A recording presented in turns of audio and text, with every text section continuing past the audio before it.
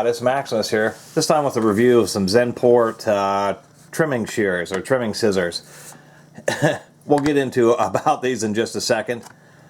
And no, the review isn't for what... It took me a while to figure out what the picture was, but it's not for the common horticulture that the number 420 is associated with. Zenport makes all sorts of pruners and shears for, you know, arborists maintaining lawns and gardens.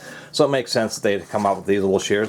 This is actually a Goodwill find, and I only paid $3. They were absolutely brand new with the staples. But this is a little video about these trimming scissors, and real nice ones of these can be like 20, 30 bucks. I was looking online, but these are absolutely terrible.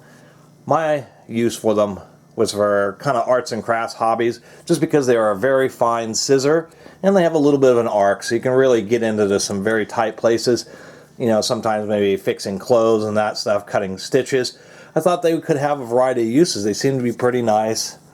Little laser etched logo. They're made in Taiwan. But these have two severe defects that I wouldn't use these on any kind of, you know, living plants. If you're doing maybe bonsai or something, I wouldn't use these. Maybe it's just this pair, but I wouldn't trust this brand. I mean, here's a regular, I mean, these aren't the best scissors, but these are some Singer sewing scissors, and you would expect a good pair of scissors to just cut nice and easy. These won't cut. I mean, it's crazy. They won't cut something simple like this. They even have I bet maybe they might cut this when it's really thick, maybe this plastic here. Let's see if it'll do that.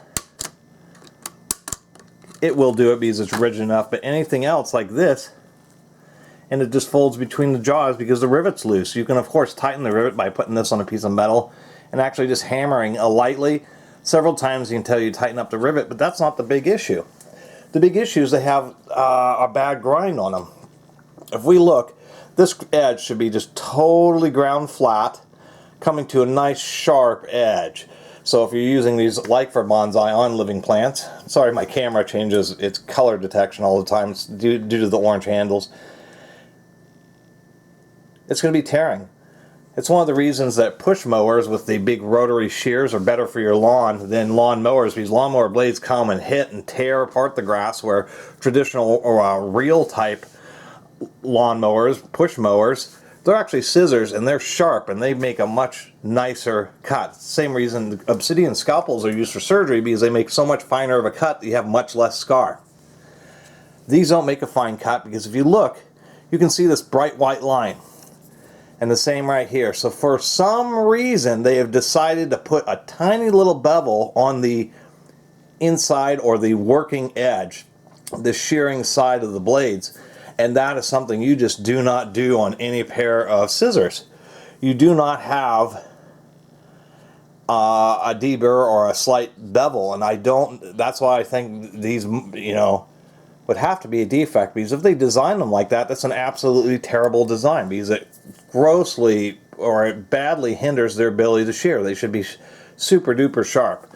So I'd never recommend these Zenports, that's for sure. I mean, these things are so bad that I'm not, you know, they're useless for me. So what I'm going to do is I'm going to put them back in the package and probably just redonate them. Luckily I only paid $3 at Goodwill. Anyway, I really appreciate everybody who's been watching and subscribing, and if you haven't subscribed, please do. Until next time, Catus Maximus out.